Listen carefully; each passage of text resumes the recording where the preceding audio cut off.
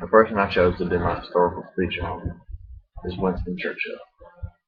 Winston Churchill is one of the best known, and some say one of the greatest statesmen of the 20th century. Though he was born into a life of privilege, he dedicated himself to public service. His legacy is a complicated one.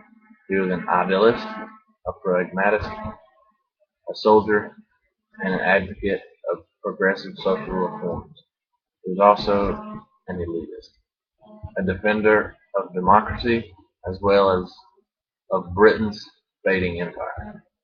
But for many people in Great Britain and elsewhere, Winston Churchill is simply a hero.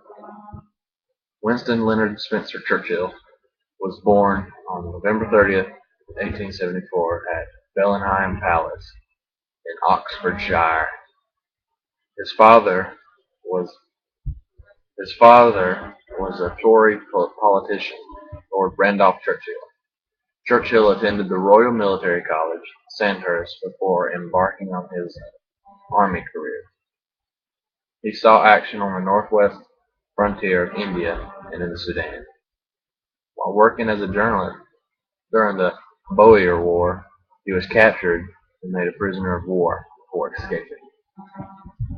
In 1900, Churchill became Conservative Member of Parliament for Oldham, but he became disaffected with his party and in 1904 joined the Liberal Party.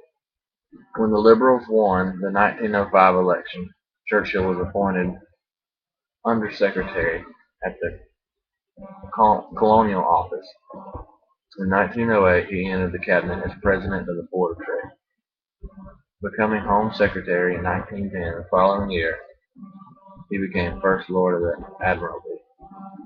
He held this post in the first months of World War I, but after the disastrous Dardanelles expedition, for which he was blamed, he resigned. He joined the army, serving for a time in the Western Front in 1970. He was back in government as a Minister of Monsoons from 1919 to 1921.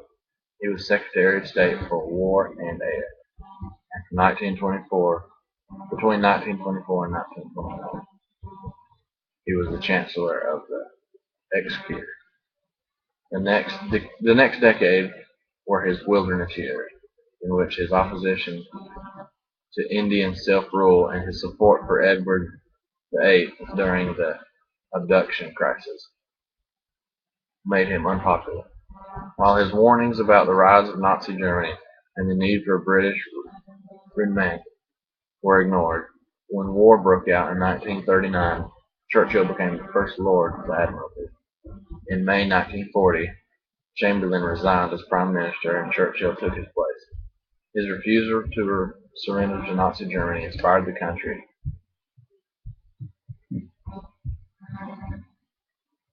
Churchill